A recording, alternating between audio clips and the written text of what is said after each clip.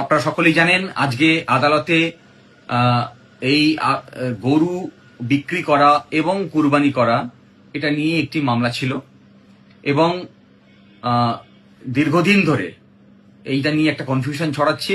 প্রচুর মানুষ তারা যন্ত্রণার মধ্যে দিন কাটাচ্ছে, যারা বিশেষ করে গরু লালন পালন করে এবং গরুকে নিয়েই তাদের জীবন ধারণ করে। এবং এই কুরবানি ঈদের সময় তারা এই গরুগুলোকে বিক্রি করে উপার্জন করে। এইরকম একটা বৃহৎ অংশের মানুষ যারা মুসলিম সম্প্রদায়ের নন, বেশিরভাগই তাদের মধ্যে কেউ কেউ আমার কাছে মামলাও করেছেন এবং তাদের যে দীর্ঘদিন ধরে যে ঋণ নিয়েছেন এই গরুকে বড় করার জন্য, সেই ঋণ শোধ করতে পারবেন না যদি কিনা এই গরু তারা বেচতে না পারেন, এই রকম জায়গায় পৌঁছেছেন। আমরা মানুষ সুইসাইড করেছেন এমন খবরও পেয়েছি গরু বেচতে না পেরে। মামলাগুলি হয়েছে, কিছু মামলা পেন্ডিং আছে। এমতো অবস্থায় আজকে কলকাতা হাইকোর্টের যে মামলা এবং তার যে নির্দেশ তা খুব গুরুত্বপূর্ণ। এই কারণ আমরা মামলা চলাকালীন একটি প্রশ্ন তুলে দিই যে পঞ্চায়েত এলাকাতে এই 1950 সালের আইন কখনোই লাগু করেনি।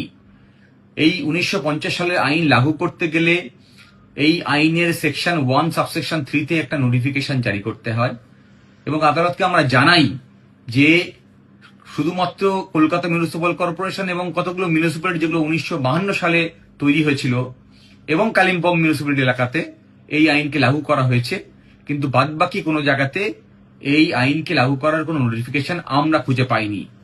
এবং এই সওয়ালের উত্তরে রাজ্য সরকার আইনজীবী কোনো নোটিফিকেশন আদালতকে দেখাতে পারেনি আজ যে এই আইন পঞ্চায়েত এলাকাতে লাগু করা হয়েছে এই নোটিফিকেশন দিয়ে। ফলত যেটা দাঁড়ায়, পঞ্চায়েত এলাকাতে এই আইন লাগু হয়নি। যদি পঞ্চায়েত এলাকাতে এই আইন লাগু না হয় তাহলে পঞ্চায়েত এলাকাতে এই কুরবানির ব্যাপারে বা গরু বিক্রির ব্যাপারে 14 বছরের নিচে কোনো নিষেধাজ্ঞা থাকতে পারে না। ফলে আমরা আশা করব প্রশাসন, যে আমার এই ভিডিও যদি তাদের নজরে আসে, তারা সত্বর ব্যবস্থা গ্রহণ করবেন এবং এই বিষয়টিকে ক্লারিফাই করবেন, যাতে পঞ্চায়েত এলাকার মানুষ যারা দীর্ঘদিন ধরে গরু পুষছেন এবং অপেক্ষায় আছেন গরু বিক্রি করে তাদের জীবন ধারণ করবেন, ঋণ থেকে নিজেদেরকে মুক্ত করবেন, তারা সুযোগ পায় এই গরুকে বিক্রি করার এই কুরবানির সময়। আরো যে কথাটি উল্লেখযোগ্য, আজকে আদালত নির্দেশ দিয়েছে যে এই 1950 সালের আইনের সেকশন 12-এ ধর্মীয় গ্রাউন্ডে যে রিল্যাক্সেশন দেওয়া যায়, সেই রিল্যাক্সেশনের বিষয়টি কনসিডার করার জন্য 24 ঘন্টার মধ্যে।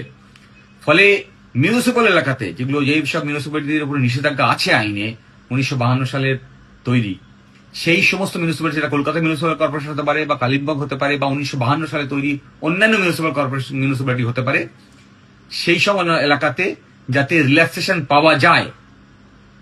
যেখানে নিষেধাজ্ঞা আছে, যেখানে নিষেধাজ্ঞা নেই সেখানে তো রিল্যাক্সেশনের প্রশ্ন আসে না, কিন্তু যেখানে নিষেধাজ্ঞা আছে মিউনিসিপ্যালিটি, যেটা আগে বলছিলাম, সেই অঞ্চলগুলোতে যাতে তারাও এই রিলিজিয়াস গ্রাউন্ডে রিল্যাক্সেশন পায় তা সত্বর দেখা উচিত। আদালত নির্দেশ দিয়েছে 24 ঘন্টার মধ্যে কনসিডার করার।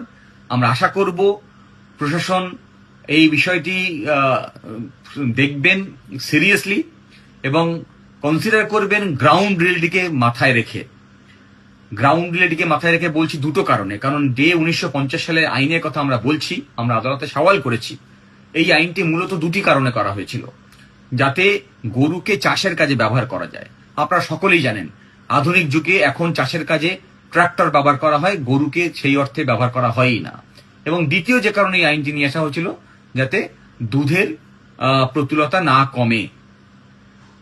ফলে আমরা 2019 সালের একটি রিপোর্ট, কেন্দ্রীয় সরকারের রিপোর্ট আমরা আদালতের কাছে পেশ করেছি, এটা দেখানোর জন্য যে উত্তরপ্রদেশ এবং মধ্যপ্রদেশ যেখানে গরু ব্যান ছিল, সেখানে গরুর উৎপাদন কমেছে। ওয়ারাস যেখানে পশ্চিমবঙ্গে যেখানে ব্যান ছিল না সেই অর্থে, সেখানে 2012 সালের তুলনায় 2019 সালে গরুর উৎপাদন বেড়েছে, মিল্ক প্রোডাক্টিভিটি বেড়েছে, দুধের উৎপাদন বেড়েছে। ফলে বিজ্ঞান ভিত্তিতে যদি সেই অর্থে বিশ্লেষণ করা যায়, তাহলে কাউ স্লটারিং এর যে উপরে যে নিষেধাজ্ঞা 1950 সালে আইনে সেই সময় জারি হয়েছিল কয়েকটি মিউনিসিপ্যাল এলাকাতে, তার বাস্তবতা আজকে সেই অর্থে নেই। ফলে প্রশাসনকে অনুরোধ করব এই গ্রাউন্ড রিয়েলিটিকে কনসিডার করে, এবং একটা বড় অংশের মানুষ তারা যন্ত্রণার মধ্যে ভোগ করছেন, যারা গরু পালন করেছেন, ঋণের দায়ে জর্জরিত হয়ে আছেন, তাদেরকে মুক্ত করার জন্য সঠিক সিদ্ধান্ত নিতে, যাতে মানুষ মুক্তির পথ খুঁজে পায়।